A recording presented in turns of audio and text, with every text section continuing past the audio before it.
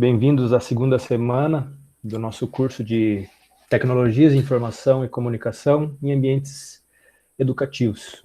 Espero que vocês estejam vendo a minha tela, a tela que eu estou compartilhando com vocês, a tela de um texto, né? A página do texto, por um novo conceito e paradigma de educação digital online. Eu li bastante coisa sobre gamificação essa semana e eu gostaria de sugerir um jogo, uma atividade gamificada que eu inventei. Vamos ver se vocês gostam. Bom, o texto está aqui. Eu não sei como vocês estão acessando a minha tela ou se vocês estão acessando o texto por um outro dispositivo. Eu vou tentar explicar para vocês e aí eu quero ouvir de vocês se tem como a gente fazer esse jogo.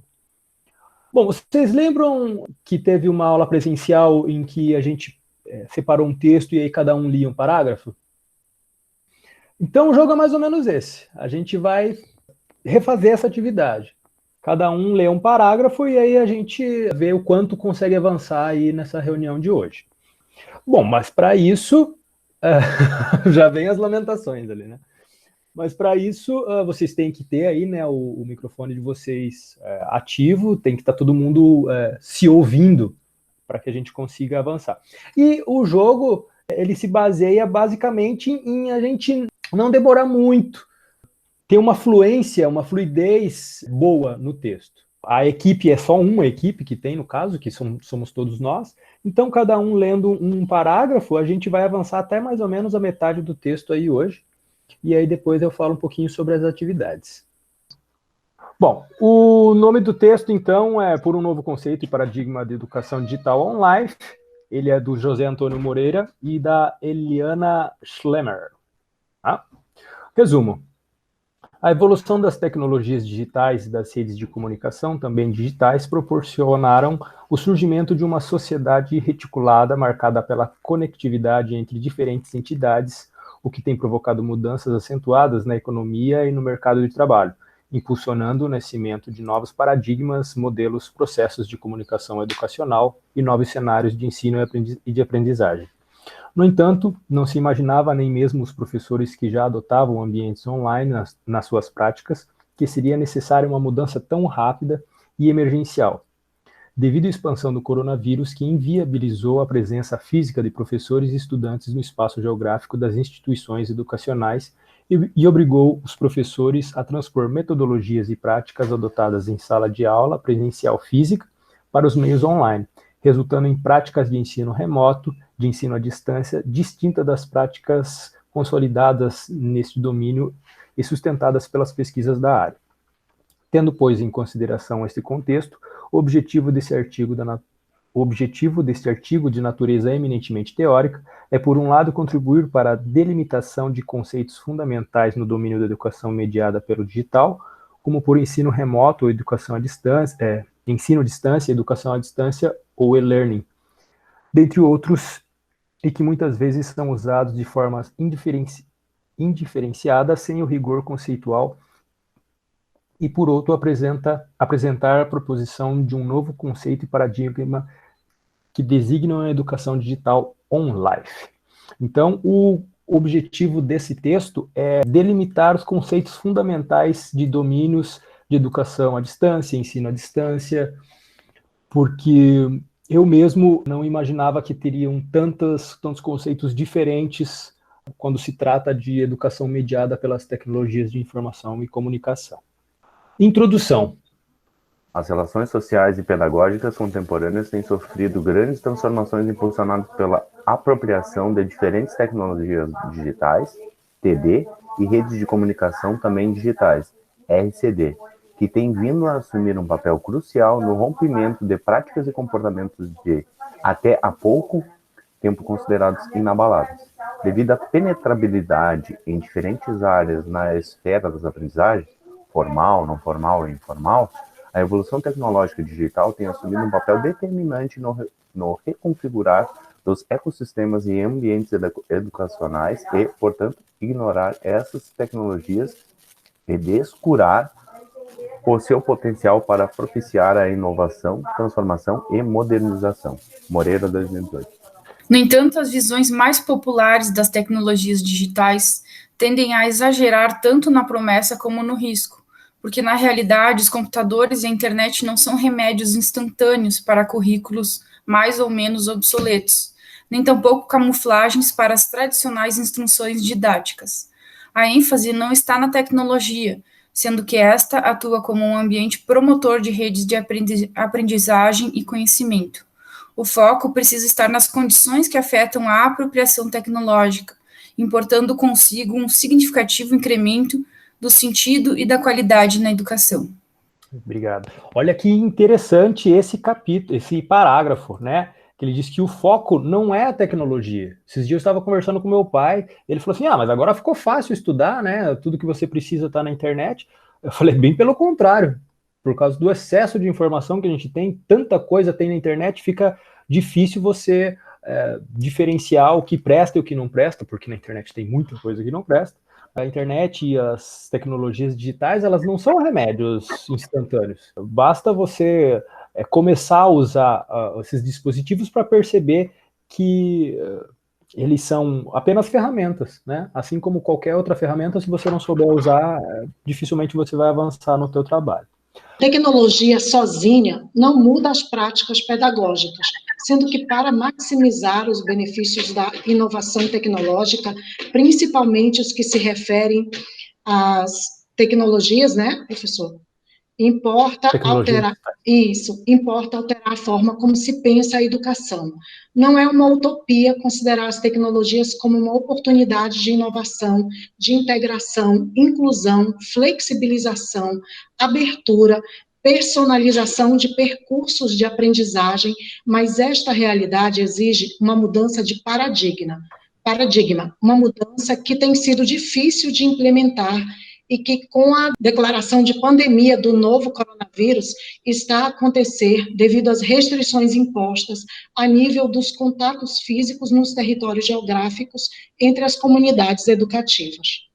Isso, obrigado. Então, voltando aqui, né, alterar a forma de pensar a educação e não apenas introduzir tecnologia onde muitas vezes nem cabe você colocar um dispositivo ou colocar alguma coisa tecnológica.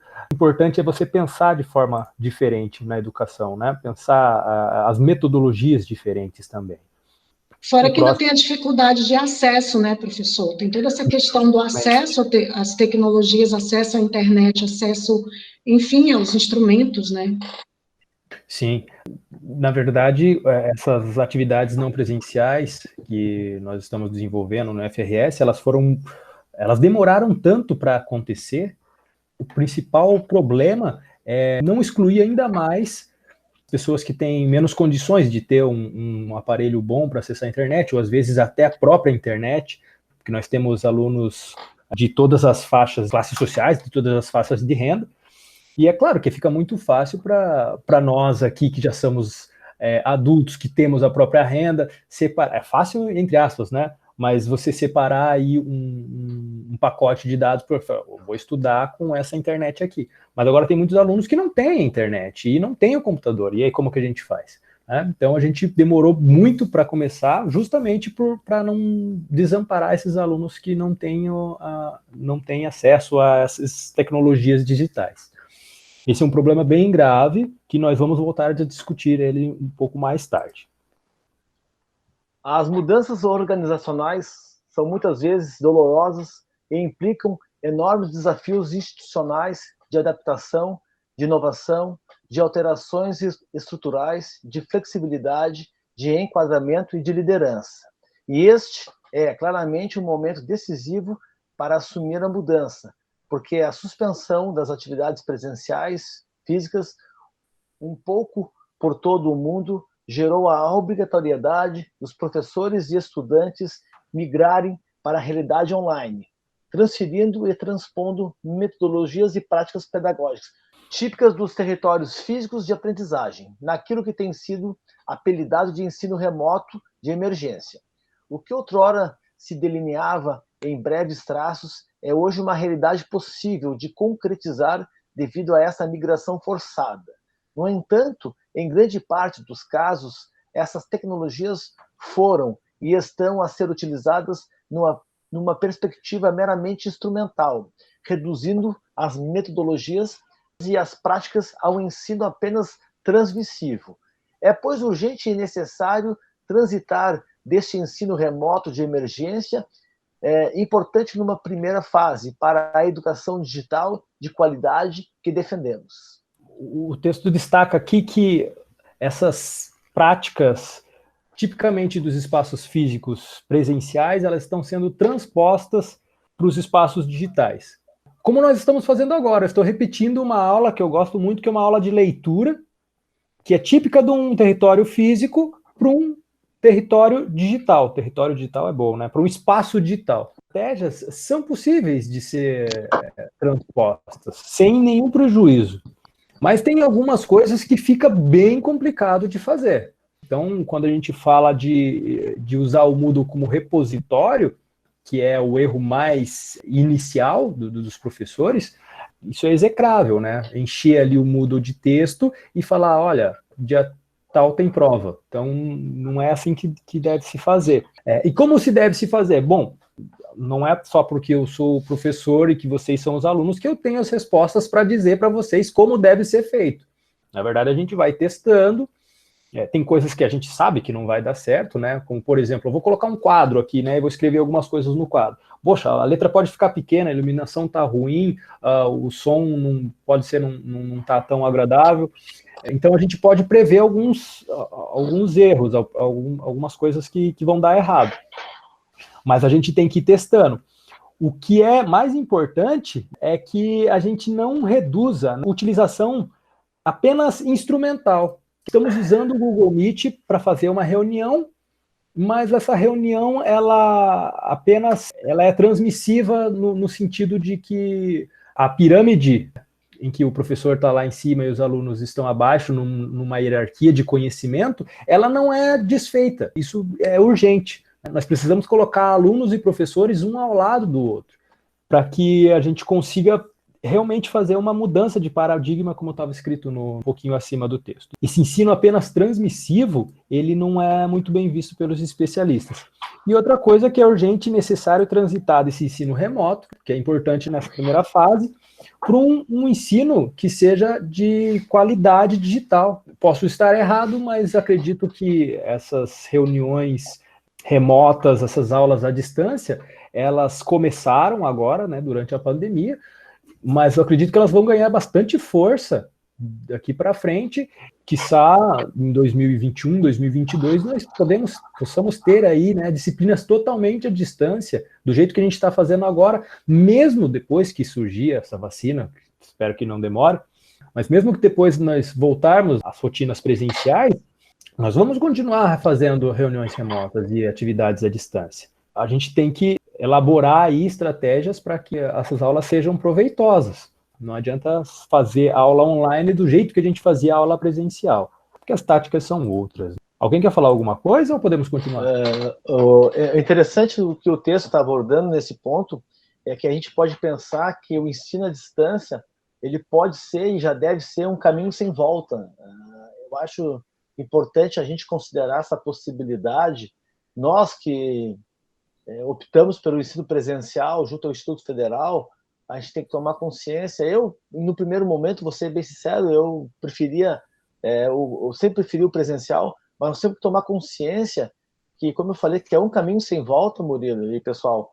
Nós temos que tentar proporcionar, né, nossos encontros da melhor forma possível para que essa aprendizagem, né, possa ser promovida de um certo ponto, para que todos nós possamos aproveitar de uma certa forma, mesmo que a gente não goste desse sistema, né, Murilo? Sim, com certeza. Mesmo que a gente não goste, nós fomos submetidos a isso, mas agora a gente vai fazer do melhor jeito. Não adianta ficar, como eu coloquei no fórum ali, né? Seria mais fácil e mais prático esperar a vacina e falar, vamos voltar só quando tiver presencial. Mas eu acho que não é assim que funcionam as coisas, né? Esperar as coisas se solucionarem. A gente vai testando. Puxando um gancho sobre o que vocês falaram agora, concordo plenamente, eu concordo com o Eduardo também, eu sou da era que eu gosto mais do presencial, mas ouvindo minhas colegas, ouvindo os profissionais hoje, O que me relatou uma colega minha que ela nunca fez tanto curso online como ela tem feito por causa da pandemia, que a pandemia tem proporcionado para ela um baita conhecimento e também um pouco ela tem economizado bastante. Por exemplo, ela é cirurgiã dentista, ela costumava ir para São Paulo fazer os cursos e lá tinha que pagar passagem, hotel, e era bem mais complicado, se ausentava da cidade e tal. Hoje eles acham assim, toda essa área que está trabalhando, eles acham bem mais prático esse ensino à distância, que tem proporcionado acesso a vários cursos bons, a várias formações onde ele antes precisava viajar e gastar para fazer. Então, assim, eu no início, quando surgiu a aula remota, eu disse, não vou participar, nem pensar, não tenho tempo, sou meia leiga para computador, essas coisas, não tenho muito material também, tenho problemas com o computador e tal. Mas depois eu disse, poxa, eu vou ter que começar a correr atrás, porque quem vai ficar para trás sou eu, né? Eu acho que a gente tem que se adequar, só isso. É complicado? Só que a gente precisa se adequar a tudo isso. E eu acho que nós temos muitos a ganhar com isso. Uhum. Você tocou num ponto muito importante aí que você falou do preço, né? A educação à distância ela é muito mais barata do que a educação presencial, mas nem se compara. É claro que existem alguns cursos que são financiados, que você tem que, inclusive, dar um incentivo financeiro ali para conseguir o certificado, mas agora nessa pandemia, o que surgiu de curso de excelência gratuito, olha, não está escrito. Então, é bem isso que você relatou. Ao invés de você viajar, você tem que tirar um tempo só para viagem, às vezes pegar a estrada, que é perigoso, né, dirigir, hotel, alimentação, as outras dificuldades que a gente tem, a gente pode fazer um curso, desde que não seja um curso da prática, né? Porque, é claro, a amiga falou que é cirurgiã dentista, né? Então, às vezes, tem um curso prático, né, que você vai fazer, né? Que aí não tem como mesmo. Mas na esfera teórica, não tem nada que não possa ser feito à distância, que também não possa ser feito no presencial e não possa ser feito à distância também. Sim, até a respeito desse assunto aí, fazendo aquelas atividades, eu acabei fazendo atividade só ontem, tá? Mas me fez refletir, tá? Essa questão aí desse ensino à distância, eu creio que seja uma tendência muito próxima, tá? Porque assim como o Murilo também, eu sei que está sempre acompanhando tecnologia, não sei se alguns outros também acompanham, a gente está passando por uma revolução industrial e nesse momento está aparecendo muita coisa nova. Eu acredito, né? Isso não é informação, isso é uma ideia assim de mundo que eu imagino que esse ensino à distância isso vai ser algo prioritário. Eu acredito que em algum momento a gente não vai ter mais as aulas presenciais. Muito pela questão do desenvolvimento da realidade ampliada, né, da realidade virtual, que por acaso, por exemplo, se a gente já tivesse toda essa tecnologia desenvolvida, poderíamos nós estar com um óculos hoje, ou de repente nem um óculos, né, só sendo projetado, e o Murilo sendo projetado na nossa frente, em frente a um quadro, né? Daqui a pouco ele está numa outra sala, num outro ambiente que está sendo emulado para nós. Pode ser meio futurista isso, mas eu acredito muito. E eu acho que essa pandemia só veio acelerar essa transição, porque envolve muito essa questão de custo também. Porque quem vai querer se deslocar até um centro físico, pegar o carro, gastar tempo e fazer todo esse deslocamento, se organizar um tempo muito maior do que se tu estivesse em casa, né, com essa realidade virtual ampliada. Não sei o que vocês pensam disso. Não sei se tem alguém daqui, eu até deixei no questionamento lá, que não sabe que a gente está passando por uma revolução industrial. Então, gostaria também que alguém pudesse falar a respeito. Sim. Em relação ao que eu... Antes de eu te dar, essa realidade futurística que você falou, Juliano, nós estamos a caminho. É difícil você imaginar, como num filme, né, 2040, 2050, sem passar pelo 2020. Essa revolução industrial, ela não sei se começou agora, mas ela foi acelerada, com certeza. E em algum momento das nossas vidas, ou talvez demore um pouquinho mais e nós não estejamos mais aqui, essa educação à distância ela vai ser muito mais virtual do que está sendo hoje, mas isso com certeza. Eduardo, por favor.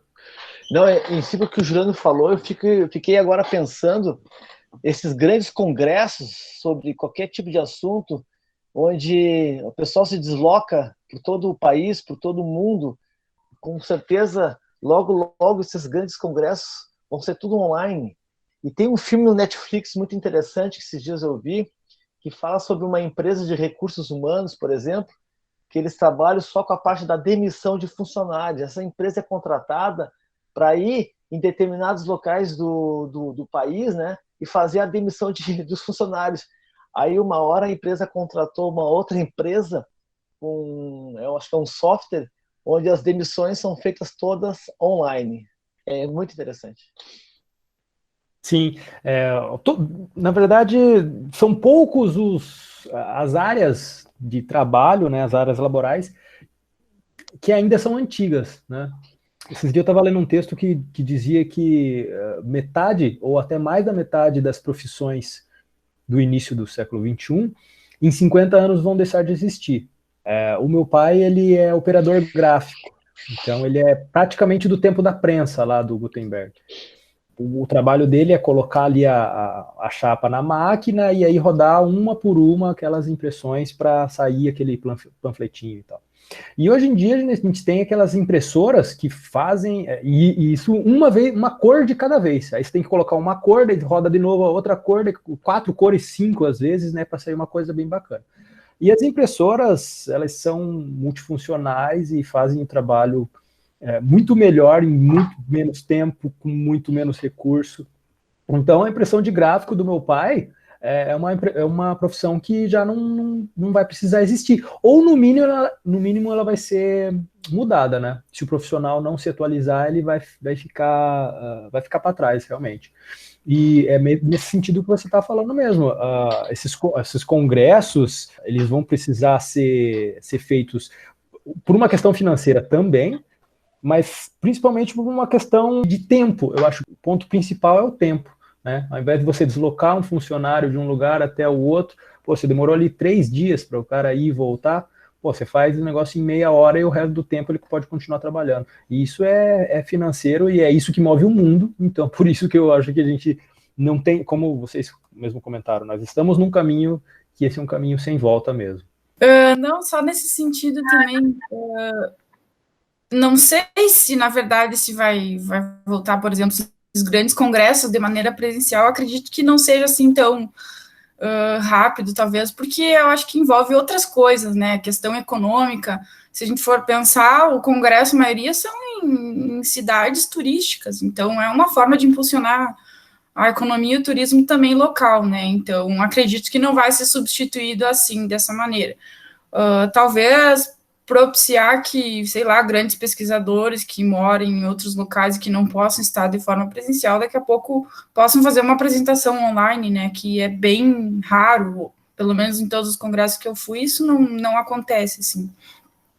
Mas a questão de cursos, obviamente, nunca vi tanto curso gratuito, disponível e de ótima qualidade também, quanto nesse período, assim, e pelo menos na minha área, a sorte é que muitas empresas acabam patrocinando, né? Então, a gente tem bastante coisa disponível. É uma oportunidade bem, bem boa para quem quiser se aprimorar, né? Sim. Bem legal. Você tocou num ponto bacana, que esses congressos geralmente são em algumas cidades que elas já têm, né? Já tem um histórico aí, né, de fazer esse tipo de evento. É claro que isso não vai se extinguir do dia para a noite, não tem como isso acontecer, mas o volume vai ser bem menor. Eu acredito que o volume vai ser bem menor. A não ser quando você tem ali grandes corporações que já tem aquelas parcerias antigas, né, que vão fazer isso para estimular, né, o turismo, enfim. Mas as empresas menores, os profissionais autônomos, aqueles que não têm condições de viajar, é uma opção, não se torna uma opção, né, mas você ir no congresso. Você consegue fazer à distância, então, ótimo, maravilhoso. Mas realmente tem essa questão de movimentar a economia do lugar. Essa é uma outra esfera aí que já está um pouquinho longe da nossa área de atuação, mas que também deve ser considerada. E realmente não vai ser extinta do dia para a noite. Eu fui para Foz do Iguaçu algum tempo atrás, e lá estava tendo um congresso agora de médicos, não sei do que lá. E a cidade estava abarrotada de gente mais do que o normal. Talvez um congresso desse, né, com pessoas importantes, com empresas, com corporações financiando, ok, mas fazer uma reunião ali de meia dúzia de pessoas de uma área que não movimenta muito dinheiro, aí com certeza o online é bem mais prático. Sim, é só para complementar mesmo, que eu concordo com o que o Eduardo falou, que a pandemia ela veio para acelerar muita coisa, inclusive a tecnologia, né? Concordo também com a Maria quando ela fala na questão financeira, né, incluindo o turismo, isso é bem verdade mesmo. Tem muita gente tem muitas cidades, né, que depende do turismo, mas a pandemia veio acelerando porque, tipo, eu já trabalhava quando eu estudava ainda, estava na faculdade, eu comecei a trabalhar com correspondências. E todas as correspondências que eu fazia, eu era contratada por telefone, o contrato era fechado por telefone, por e-mail. Então, isso já vinha de muito tempo, já era uma plataforma que a gente se inscrevia para poder fazer as diligências, né? Então, e agora, com a pandemia, essas diligências vieram, assim, triplicou as demandas de diligência para ser feitas, porque não pode realmente estar se locomovendo, né, de uma cidade para outra, e agora elas estão só triplicando. E na questão de cursos online, realmente, eu estou fazendo, né, 2 cursos, até pelo Instituto Federal, 2 cursos que, se fosse presencial, não iria fazer, porque não ia ter condições de dispor do horário para fazer, né, para estudar essas 40 horas, que é a carga horária do curso. E a gente tem que, acho que, aproveitar o quanto pode para fazer os cursos que a gente se interessa, para também, na questão de movimentar a mente, né, trabalhar a mente, porque só se for ficar parado dentro de casa e não fazer nada, é bem complicado. Tem que utilizar esse tempo para fazer algo mesmo. Com certeza. Tendo, pois, em consideração esta urgência e o contexto que vivemos, pensamos que é muito importante, por um lado, clarificar e demilitar conceitos fundamentais no domínio da educação mediada pelo digital, como ensino remoto, ensino à distância, educação à distância ou e-learning, dentre outros, que muitas vezes são usados de forma indiferenciada, sem rigor conceptual, e, por outro lado, apresentar a preposição de um novo conceito e paradigma que consideramos ajustar-se à complexidade da realidade social e educativa do século XXI e que designamos como educação digital online. Ok, então a gente precisa diferenciar o que é educação remota, o que é ensino à distância, educação à distância. Duvido que alguém aqui sabia o que era diferente. Ensino à distância e educação à distância. Nós vamos tentar diferenciá-las. A educação mediada pelo digital e suas variantes conceituais. A educação mediada pelo digital faz parte de um novo ecossistema educativo, que muito tem contribuído para a reconceitualização dos processos de ensino e de aprendizagem. Embora seja frequentemente associado a uma racionalidade tecnológica, o conceito de educação mediada pela internet, aplicada aos diferentes contextos de prática, reflete a polissemia que a caracteriza. Na verdade, existem terminologias diferentes para conceitos muito semelhantes, dependendo se o foco é mais nos aspectos tecnológicos ou mais próximo do potencial pedagógico. Quando o foco é no pedagógico, as definições ora centram-se no ensino, ora na aprendizagem e ora na educação, evidenciando muitas vezes um pensamento dualista no que se refere ao que é educação e como se constitui um processo educativo. Assim, torna-se essencial refletir e esclarecer a terminologia e conceitos associados, a fim de facilitar a adoção de um conceito em particular. O termo remoto significa distante no espaço e se refere a um distanciamento geográfico. O ensino remoto ou aula remota se configura, então, como uma modalidade de ensino ou aula que se pressupõe o distanciamento geográfico dos professores e estudantes e vem sendo adotada nos diferentes níveis de ensino, por instituições educacionais no mundo todo, em função das restrições impostas pelo Covid-19, que impossibilita a presença física de estudantes e professores nos espaços geográficos das instituições educacionais. Beleza. Olha, essa parte aqui é importante. Ó. Ensino remoto é uma modalidade de ensino. Assim como a educação à distância é uma modalidade de ensino, a presencial é uma modalidade de ensino. Guardem isso porque essa parte é bem importante, tá? Quando você fala de aula remota, ensino remoto ou qualquer outra coisa que não seja o convencional, são modalidades de ensino alternativas. Nessa modalidade, o ensino presencial físico, mesmos cursos, currículos, metodologia e prática pedagógica é transposto para os meios digitais, em rede.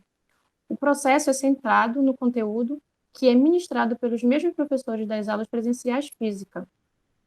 Embora haja um distanciamento geográfico, privilegia-se o compartilhamento de um mesmo tempo, ou seja, a aula ocorre num tempo síncrono, seguindo princípios do ensino presencial. A comunicação é predominantemente bidirecional. Do tipo para muitos, no qual o professor protagoniza videoaula ou realiza uma aula exposta por meio de sistema de webconferência. Dessa forma, a presença física do professor e do aluno no espaço da sala de aula geográfica são substituídas por uma presença digital numa sala de aula digital. No ensino remoto ou outra aula remota, o foco está nas informações e nas formas de transmissão dessas informações. A lógica que predomina é o do controle. Tudo que é concebido é disponibilizado e registrado, gravado e pode ser acessado e revisto posteriormente. Então, a aula remota, ela é distante geograficamente, mas ao mesmo tempo. E privilegia-se o compartilhamento dos conteúdos que seriam abordados na sala de aula, né, no presencial. Em algumas versões do ensino remoto ou da aula remota, assemelha-se do ensino à distância do século passado, realizado por correio, rádio, TV ou acréscimo de tecnologia digital. O ensino remoto, a educação remota, ela é diferente da educação à distância, principalmente para a questão de ser síncrono ou não, né? Nós aqui estamos fazendo uma reunião síncrona. Ela tem também uma característica de educação à distância, porque nós estamos distantes geograficamente, mas não estamos distantes temporalmente. Estamos no mesmo momento aqui estudando. Vocês vão ver que tem muitas coisas que se encaixam em várias outras modalidades. E é claro que para definir bem certinho o que é uma, o que é outra, a gente teria que ler várias vezes esse texto para entender um pouco melhor. Mas percebam que não é a mesma coisa e que as peculiaridades, elas são, às vezes, muito, muito discretas. Eu nunca tive aula online, eu já assisti muitas videoaulas, né, com professores online e tudo, só que está sendo bem diferente no sentido de que a gente com aula síncrona, a gente consegue ter alguma dúvida e tu consegue tirar essa dúvida no momento da aula. As aulas que eu estou assistindo dos cursos online que eu estou fazendo, se eu tiver alguma dúvida, eu vou ter que fazer uma nova pesquisa para poder entender melhor o que eu estou lendo. Que para mim está sendo difícil, né? Assim, no sentido não de que eu tenho que procurar, mas de perder, de certa forma, um tempo a mais para poder pesquisar e entender, às vezes procurar em outros sites, porque eu não vou ter livro em casa, procurar videoaula para poder entender o que aquele sentido da aula está me passando. Contigo, assim, com as aulas online e ao vivo, vamos dizer assim, a gente consegue ter uma dúvida e já perguntar para ti e, de repente, tu já tira essa dúvida. Era só esse comentário que eu queria fazer aqui, de uma certa dificuldade. Vocês que vão lecionar e futuramente, se já não estão lecionando, vocês vão perceber, ou se já não perceberam, que tem coisas que o professor não pode dar de mão beijada para o aluno, porque senão vai ficar muito fácil, e por ficar muito fácil, ele pode acabar esquecendo, ou pode acabar não dando bola para essa informação. Às vezes o aluno pergunta uma coisa, o professor responde, entra para um ouvido e sai para o outro. Então, quando o professor não te responde imediatamente, isso pode ser bom. Eu não estou dizendo que aqui que o professor deve fazer isso sempre, tá? Mas também pela experiência de vocês vão perceber o momento que aquela informação ela é importante de ser dada na hora, e quando você acha, poxa, se o aluno for realmente atrás dessa informação, ele vai aprender, e se eu falar que isso não vai fazer muita diferença. Quando eu fazia um curso de eletrônica, devia ter uns 14, 15 anos por aí, o professor me falou que a velocidade da corrente elétrica era uma velocidade muito alta. Aí eu falei, qual é a velocidade? É muito alta? Né? Eu sei, mas qual é a velocidade? Aí ele falou, faça uma pesquisa e me traga essa resposta amanhã. Aí eu falei, poxa vida, né? O professor, de vez de me responder o negócio, vai fazer eu pesquisar. E eu fui atrás, e aí acabei achando outro material e percebendo que a velocidade da corrente elétrica é igual à velocidade da luz. E no outro dia eu fui lá e comentei com o professor, fui lá e fiz a pesquisa tal, e comentei com os outros alunos, e foi bem marcante para mim. E eu nunca mais esqueci que a velocidade da corrente elétrica é igual à velocidade da luz. Talvez, né, posso afirmar, mas talvez se o professor tivesse me falado, dado a resposta, talvez eu tivesse esquecido. Tá? Talvez eu não tivesse dado tanta importância para essa informação. Então, veja que o estudo pós-aula, ele é muito importante também. Como eu falei, vocês que vão ser professores, vocês vão saber qual é o momento em que você tem que dar a informação para o aluno, mas qual é o momento que você vai ter que segurar a informação para você, para fazer ele pesquisar, porque isso vai ser muito mais interessante para ele. São táticas, estratégias que o professor pode usar aí para fazer o aluno pesquisar por si só. Na situação atual que vivemos, com as restrições impostas pelo vírus, o ensino remoto de emergência é, na realidade, um modelo de ensino temporário, devido às circunstâncias dessa crise. Envolve o uso de soluções de ensino totalmente remotas, idênticas às práticas dos ambientes físicos, sendo que o objetivo principal nessas circunstâncias não é recriar um ecossistema educacional online robusto, mas sim fornecer acesso temporário e de maneira rápida durante o período de emergência ou crise. Há outros exemplos em períodos de crise, em situações de fragilidade ou emergência, onde se implementam modelos de ensino remoto viáveis. Por exemplo, em países do Médio Oriente, onde a educação é interrompida constantemente devido aos conflitos armados, para tirar as crianças das ruas e mantê-las em segurança, o ensino remoto emergencial é usado para que as atividades escolares não sejam interrompidas. Aqui o autor destaca que o ensino remoto ele não tem o objetivo de ser um sistema educacional robusto para suportar essas aulas e essas atividades não presenciais.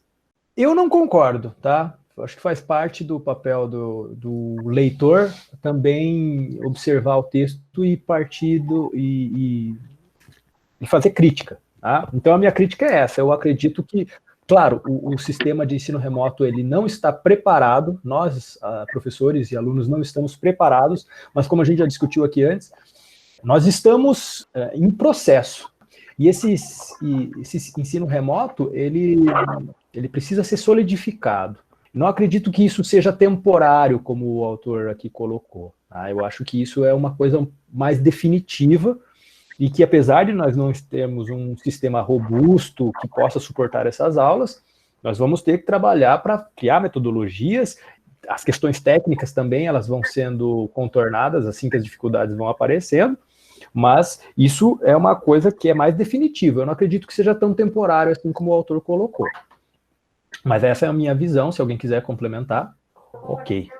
Eu acredito também que não seja algo que vai ser temporário, né? Seguindo naquela mesma linha de raciocínio, eu acho que isso é uma tendência. Muito pelo custo, né? Acho que vai se tornar algo muito mais utilizado. É que eu acho que ele estava falando especificamente daquele tipo de ensino que recria o ambiente da sala de aula, né? E não de todo o ensino. Mas é que essa crise é uma crise sanitária que ela também não é temporária. Eu estava conversando ontem aqui, pessoal, aqui em casa, a gente vai ter que mudar o nosso estilo de vida, inclusive, né? A gente não vai poder sair abraçando as pessoas que nem a gente fazia antigamente. O modo de viver vai mudar e, por consequência disso, também a nossa forma de trabalhar e de estudar. Talvez o autor esteja pensando que essa crise fosse mais provisória, né? Fosse mais rápida, mas a gente já está aí há 6 meses nessa situação, sem perspectiva de saída por enquanto. Bom, no começo da pandemia eu também pensei que isso ia durar 1 mês ou 2, né? Ensino à distância. Morrow e Kessler afirmam que o ensino à distância se baseia num conceito muito simples, na separação física e por vezes temporal entre alunos e professores. Partindo dessa premissa, pode-se afirmar que o ensino à distância se vincula a um meio de comunicação, pois a primeira alternativa que permitiu às pessoas a comunicar-se, não estando face a face, foi a escrita. Isso aqui é muito legal, gente, ó, a escrita. E aí, quando a gente fala de escrita, a gente perde as referências históricas, porque a gente não sabe quando que o homem começou a escrever em alfabeto. A gente tem até alguns historiadores e alguns livros que mensuram alguma data, mas o início da escrita fica muito vago, fica muito avulso. O ensino à distância ele tem a mesma idade da escrita. Então, a partir do momento que o homem começou a escrever, seja na pedra, seja no papel, no papiro, que era antigamente, e a primeira tecnologia que foi usada para o ensino à distância foi essa, né? E a primeira tecnologia de ensino qual foi? Foi a fala, né? Você fala e transmite a tua informação, ensina alguém. Agora, de educação à distância foi a escrita, e isso é muito, muito bacana. Então, mesmo a educação à distância, ela tem praticamente a mesma idade da profissão, que é o professor. Também não dá para a gente saber exatamente. Nesse ano foi criada a profissão de professor. Nesse sentido, Landim sugere que as mensagens trocadas pelos cristãos para difundir a palavra de Deus são as origens da comunicação educativa, por intermédio da escrita com o objetivo de proporcionar aprendizagem aos discípulos, embora também haja referências anteriores que se relacionam com o uso desta tecnologia, que possibilitou a realização de material e disponibilizar aos alunos com a publicação por Platão dos discursos de Sócrates. Como falei, né, desde que a escrita existe o ensino à distância. E aqui o autor usa o quê? A tecnologia, né? A escrita é uma tecnologia, eu falei para vocês na aula passada. Qual é a definição de tecnologia, né? É tudo que é capaz de melhorar os processos. Então, se você quer comunicar algo a alguém e usa a escrita, você está usando tecnologia. Você pode usar o lápis, você pode usar o barro na pedra, ou você pode usar o computador. São ambas tecnologias com dispositivos diferentes. Por sua vez, Alves defende que a tese do ensino à distância se iniciou com a invenção da imprensa. Então, veja que autores diferentes colocam datas diferentes para o início do ensino à distância. Qual é o certo, né? Bom, aqui o texto traz vários, que é justamente para deixar você comparar, né, essas datas. Ó, um coloca a imprensa, outro coloca os manuscritos de Platão, outro coloca os manuscritos dos discípulos de Jesus. São várias informações e que os autores eles não convergem nesse sentido. Porque antes de Gutenberg, os livros eram copiados manualmente e por isso eram caros e inacessíveis à maioria das pessoas. No que se resultava que quem detinha o conhecimento eram quem estava de posse dos documentos escritos, nesse caso, os mestres. No âmbito da evolução da comunicação baseada na escrita, outro importante marco foi, no século XIX, o estudo da correspondência, popularizando através dos serviços postais. Os materiais de estudo eram enviados através do correio por uma escola ou por outra instituição, mantendo-se os alunos e os professores em contato através da escrita. Essa geração de ensino à distância manteve-se assim até meados do século XX, quando o rádio e a televisão começaram a conquistar a popularidade. Com o surgimento da televisão e tecnologias afins, nos anos 60, ocorreram diversas mudanças no ensino à distância, nomeadamente a substituição do sistema postal para a distribuição de materiais educacionais via rádio ou televisão. É neste período que começam a nascer as primeiras universidades abertas em diferentes pontos do globo, tal como na Ásia, América do Sul e Norte e na Europa. E mesmo que possa haver divergências quanto à primeira instituição que ofereceu um curso formal de ensino à distância, A literatura existente é unânime em considerar a criação da Open University do Reino Unido em 1969 como um marco fundamental e um modelo de sucesso cuja atuação ainda hoje é relevante no panorama internacional. A criação da Universidade Aberta em Portugal em 1988 insere-se neste processo de criação e desenvolvimento de estruturas de ensino à distância. Embora tenha surgido mais tarde do que noutros países, tem tido um papel relevante na expansão da língua e da cultura portuguesas no espaço da lusofonia. Em 1980, a produção televisiva mudou com o surgimento do satélite, e os programas e serviços por cabo, e para responder a esta mudança foram criadas redes de televisão por satélite para serem colocadas à disposição da educação e da formação. Grandes empresas como a IBM e a Kodak reconheceram o benefício de providenciar formação usando transmissões via satélite, pois, formando os seus trabalhadores dessa forma, podiam poupar tempo e dinheiro a longo prazo, com a redução na quantidade de tempo, em viagens e em horas de trabalho perdidos por cada trabalhador. Com o rápido crescimento das tecnologias de informação, o ensino à distância entrou numa nova fase, na geração do computador, caracterizando-se por uma representação multimédia dos conteúdos de ensino estruturados sobre redes de comunicação por computador. Então veja o que a gente tinha discutido aqui, né? Que era mais rápido, era mais barato, era mais fácil. Isso lá na década de 80, as empresas já faziam treinamento de seus profissionais usando o ensino à distância. Então veja que o que a gente está passando aqui não é novidade. A diferença é que nós agora fomos obrigados a fazer desse jeito.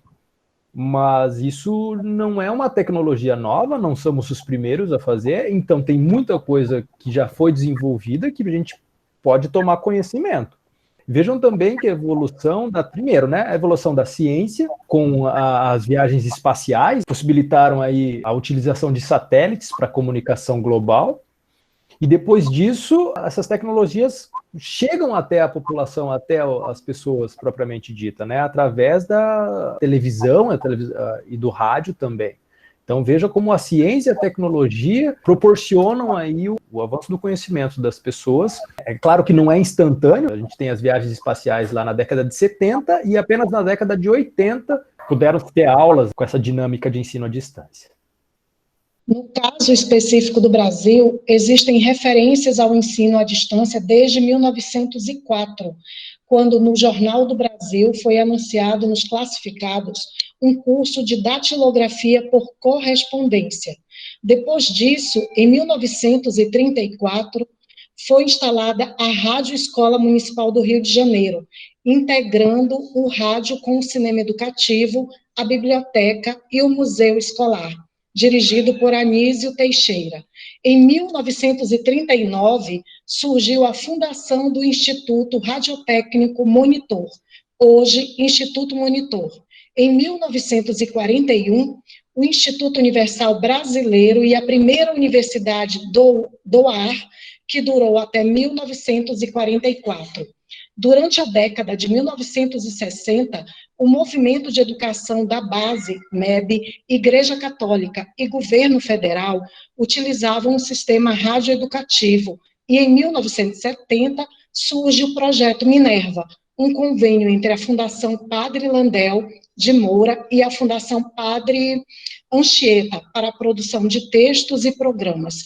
E a Fundação Roberto Marinho começa a oferecer o telecurso, Programa de Educação Supletivo à Distância para Ensino Fundamental e Médio.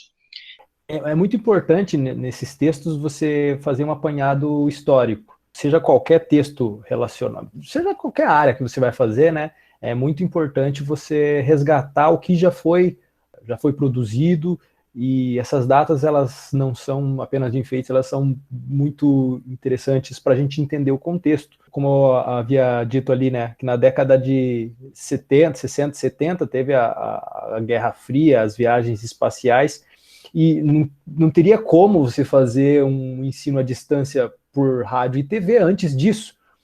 Então, qual era a possibilidade? Era correio, né? Ou até o curso de datilografia por correspondência. E é claro que naquela época, quem tinha, né, o interesse e a possibilidade de fazer, não era todo mundo. Aí com a popularização da TV e do rádio, isso ficou muito mais fácil. Mas vejo que a evolução histórica, ela faz totalmente sentido. Entre as décadas de 1970 e 1980, diversas instituições privadas e ONGs começaram a realizar ofertas de cursos supletivos à distância no modelo de teleeducação, com aulas via satélites complementadas por kits de materiais impressos. Todas essas iniciativas, apesar de trabalhar com diferentes meios de comunicação, correspondência, rádio, TV e satélite, tinham em comum a centralidade no conteúdo e a comunicação unidirecional, para muitos, e se dedicavam a disseminar a informação. Unidirecionalidade da comunicação era para muitos. E o que nós estamos fazendo aqui agora é uma outra dinâmica, né? Que é muitos para muitos, porque qualquer um pode falar a qualquer momento e todo mundo ouve. A evolução dessa modalidade de ensino. A partir da década de 90, as instituições começam a fazer uso das tecnologias e redes de comunicação digital, originando as primeiras universidades, as quais se expandiram a partir de 1994. Somente em 96 surge a primeira legislação específica para a EAD no ensino superior, cujas bases legais para a modalidade foram estabelecidas pela Lei de Diretrizes e Bases na Educação Nacional, número 9.394, 20 de dezembro de 96. A educação à distância, o ensino à distância, não é novo, mas a legislação ela é relativamente nova, né? Só em 1996 que nós tivemos autorização para oferecer um ensino à distância compatível ou que tivesse equivalência legal à do ensino presencial. Assim, de acordo com o Stilemer 2003-2005, com a revolução tecnológica pela utilização dos microcomputadores e posteriormente da internet, começam a surgir algumas alternativas, tais como Computer Based Training, CBT, ferramenta para treinamento via computador, destinada à distribuição de conteúdo, Web Basic Training, WBT, e Web Basic Instructions. Esses dois últimos adicionando vantagens ao tradicional CBT por oferecerem treinamento e instrução via web. Quando você faz um curso que não tem tutoria, né, era basicamente isso. No final da década de 1990, com o desenvolvimento dos primeiros ambientes virtuais de aprendizagem, também conhecidos como virtual learning, eu não sei dizer isso, prof. De acordo com fulano tal 2001, em 2002, começa a surgir o que chamamos de educação à distância, que consiste em utilizar as tecnologias da internet para propiciar um amplo conjunto de soluções que objetivam servir de suporte para que a aprendizagem ocorra. A educação à distância possibilita soluções de aprendizado que vão além dos paradigmas tradicionais, de treinamento, de estímulo-resposta, representado pela concepção empirista e expressos pela oferta de treinamento e instrução, como o CBT, WBT e WBT. A educação à distância e a interação constante entre os sujeitos à tecnologia e às informações, e não havia razão para que o ensino à distância, né, imitasse o que poderia ser realizado em sala de aula presencial, ou pelos meios anteriormente utilizados para o ensino à distância. Com a educação via web, passou a ser possível a atualização, armazenamento, recuperação e distribuição. E compartilhamento instantâneo da informação, superação dos limites de tempo e espaço, trabalhar no sentido da construção do conhecimento, atividade do sujeito, a aprendizagem colaborativa e cooperativa, maior autonomia dos sujeitos no processo de aprendizagem, desenvolvimento de processo de avaliação continuada e formativa, por meio do uso de portfólio, alto grau de interatividade, utilização de comunicação síncrona, assíncrona e tomada de decisão. Aumento da tomada de consciência, ampliação da consciência social e ainda o desenvolvimento de uma inteligência coletiva. Então veja que a educação à distância ela não tinha razão para ser igual ao ensino à distância televisionado ou radiofônico. O ensino à distância também ele era complementado com material impresso. Aqui na educação à distância o sujeito ele já tem mais autonomia para fazer o seu próprio ritmo de ensino. Mas os cursos MOOC, que são aqueles sem tutoria, eles se encaixam na definição de educação à distância, onde você não precisa necessariamente ter uma interação com o professor. Esses portfólios, né, eles já vêm completos, então você tem todo o material de estudo antes do curso começar. Então você pode ter o teu ritmo, ou ele vai se desenvolvendo e o material vai chegando à medida que você vai evoluindo no curso. Façam a leitura, né, terminem esse texto e aí façam as atividades. Qualquer coisa vocês podem me mandar e-mail através do Moodle ou do e-mail ou do Moodle, são as duas opções. Então tá, gente, bom fim de semana para vocês, espero que tenham gostado assim como eu e a gente se fala na semana que vem, beleza? Certo, bom final de semana. Bom fim. Muito bom. Bom almoço para vocês. Tchau. Obrigada, igualmente, pessoal. Tchau.